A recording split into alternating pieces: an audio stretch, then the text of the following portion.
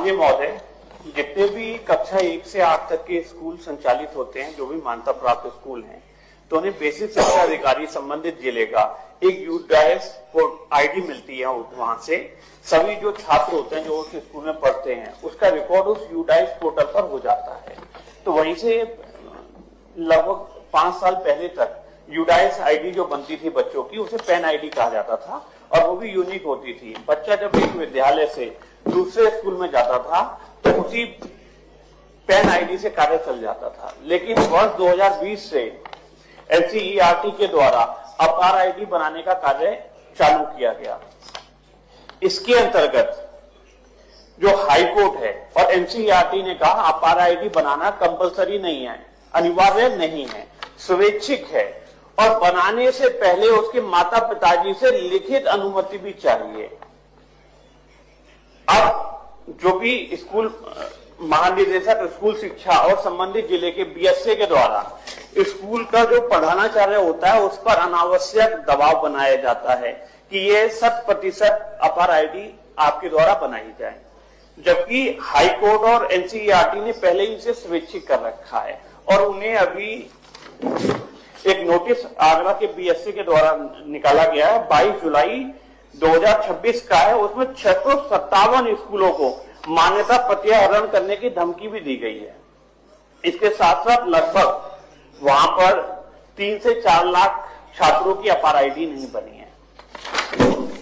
अपार आईडी बनने में समस्या ये आती है, जो भी छात्र के अभिभावक हैं वो अपनी जिम्मेदारी नहीं समझते और लिखित अनुमति नहीं देते।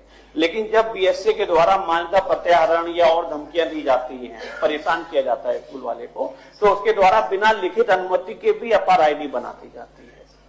और एक और चीज है कि जो उत्तर प्रदेश के जो ये अधिकारी हैं उन्हें ये समझना पड़ेगा कि हाई कोर्ट के निर्देश मानेंगे वो या अपनी मनमर्जी चलाएंगे। जब हाई कोर्ट ने स्पष्ट कह रखा अपार आईडी बनाने की आवश्यकता नहीं है, तो जो इस तरीके के आदेश जैसे 3 जुलाई 2026 को खंड शिक्षा अधिकारी बिजपुरी पत्रांक 250 के द्वारा भी निकाला गया है। तो इन बीएसए आगरा के ऊपर और खंड शिक्षा अधिकारी के ऊपर आवश्यक कार्रवाई भी होनी चाहिए और सरकार को एक निर्देश भी देना चाहिए कि स्कूल के प्रधानाचार्य को जबरदस्ती दबाव उसके ऊपर न बनाया जाए।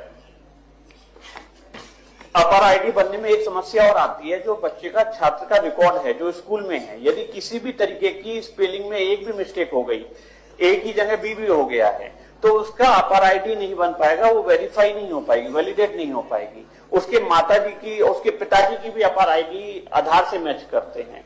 तो इस तरीके की समस्याओं के लिए पूरी तरीके से उसके या तो अभिभावक को जिम्मेदार मानते हुए उसके खिलाफ सरकार चाहे तो एफआईआर कराए सारे बच्चों के ऊपर, जो लगभग आगरा के 3 लाख बच्चे हैं। लेकिन स्कूल के प्रधानाचार्य की इसमें कोई भी गलती नहीं है।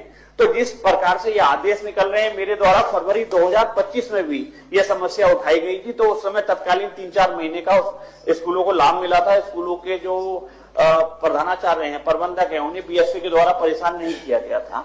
तो इस बार आवश्यक है कि एक स्पष्ट आदेश यहां से निकले और स्कूलों को परेशान ना किया जाए।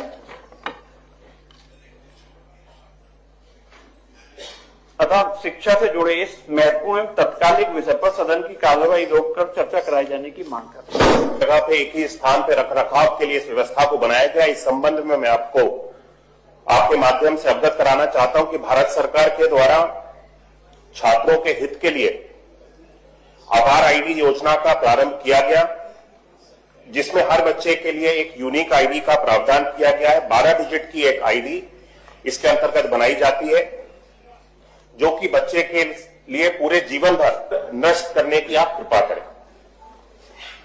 माननीय आकाश जी, 22 जुलाई 2026 को बीएसए आगरा 657 स्कूलों को नोटिस दे रहा है और मान्यता प्रत्याहरण करने की धमकी भी दे रहे हैं कि हम मान्यता प्रत्याहरण भी कर सकते हैं।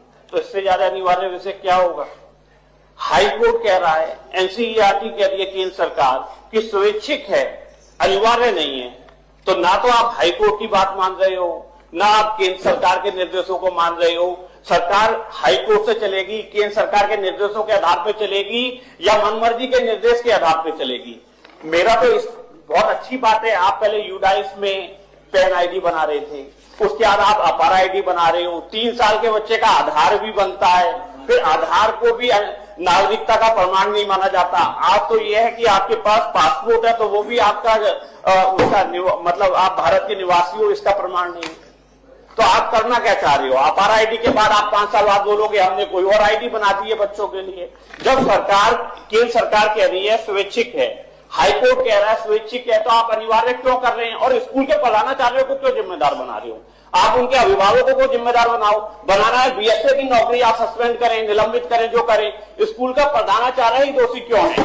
वो यूपी बोर्ड के जो बोर्ड के फॉर्म है निर्धारित तिथि तक वो जमा करेगा, स्कॉलरशिप पे कार्य करेगा और बाकी सारे कार्य भी करेगा।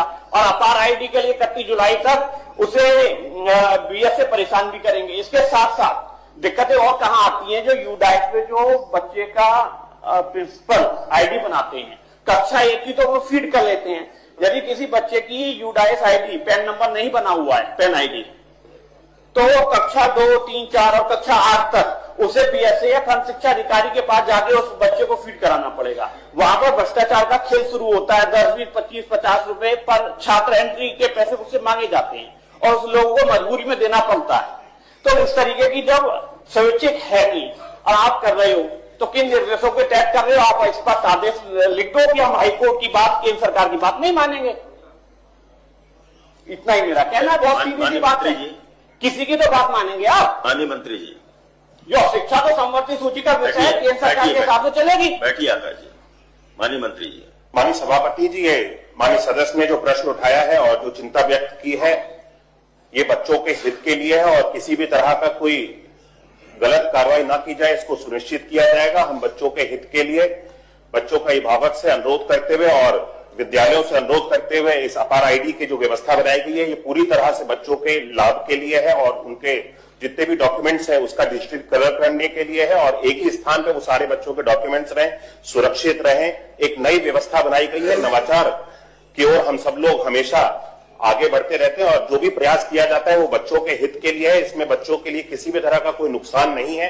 हम लोग प्रयास करेंगे कि इसको अच्छी तरह से, जो भारत सरकार की मंशा है, हम लोग लागू कर सकें और किसी भी तरह की कोई गलत कार्रवाई ना हो, इसको सुनिश्चित किया जाएगा। ठीक है, लेकिन उसका दुरुपयोग न करें अधिकारी उसका दुरुपयोग न करें।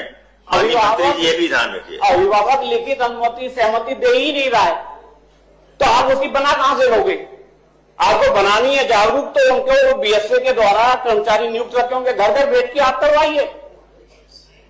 ठीक है, भाई आप एक स्पष्ट आदेश निकालें और मुझे ये भी पता तो चले 22 जुलाई को जो 2026 को 657 स्कूलों को धमकाया जा रहा है, ये जो है इसे लिखित जो आदेश निकले हैं इन्हें बंद कराया जाए, इन्हें कैंसिल कराया जाए, एक मतलब संशोधन लेटर निकाला जाए कि बैठिए आकाश जी।